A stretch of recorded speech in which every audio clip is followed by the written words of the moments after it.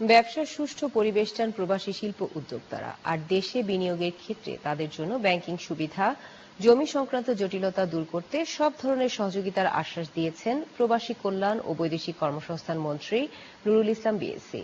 ইস্কাটনে মন্ত্রণালয়ে আয়োজিত প্রবাসী শিল্প ব্যবসায়ীদের মাঝে 2014 সিআইপি কার্ড প্রদান অনুষ্ঠানে এসব কথা উঠে আসে। দেশের অর্থনীতির অন্যতম সহায়ক খাত রেমিটেন্স। প্রবাসী বাংলাদেশিদের পাঠানো টাকায় দেশের উন্নয়ন যেমন এগিয়ে চলেছে, তেমনি জাতীয় প্রবৃদ্ধিতে রাখছে উল্লেখযোগ্য অবদান। রেমিটেন্স পাঠানো এসব প্রবাসীদের অবদানের স্বীকৃতিতে দেয়া হয় বাণিজ্যিক গুরুত্বপূর্ণ ব্যক্তি বা সিআইপি সম্মাননা। এবারও 3টি ক্যাটাগরিতে 10 জন প্রবাসী শিল্প উদ্যোক্তাকে সিআইপি কার্ড দেওয়া হয়েছে।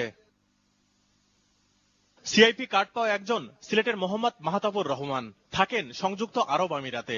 সম্মাননা পাওয়ায় সন্তোষ প্রকাশ করে দেশের ব্যবসায় পরিবেশ উন্নয়নে সরকারকে পদক্ষেপ নেয়ার আহ্বান তার। আমরা দেশে আসতে চাচ্ছি, দেশে আসি, দেশে ইনভেস্টমেন্ট করতে। আমি প্রবাসী কল্যাণ মন্ত্রণালয় এবং বাণিজ্য মন্ত্রণালয়কে সবাইকে বলতেছিলাম, আমাদের প্রবাসীদের জন্য যদি একটা আলাদা ইপিজেড গড়ে তোলা হয়, তাইলে প্রবাসীরা তাদের পণ্য এখানে উৎপাদন করবে এবং এখান থেকে ডাইরেক্ট বিভিন্ন দেশে রপ্তানি করবে।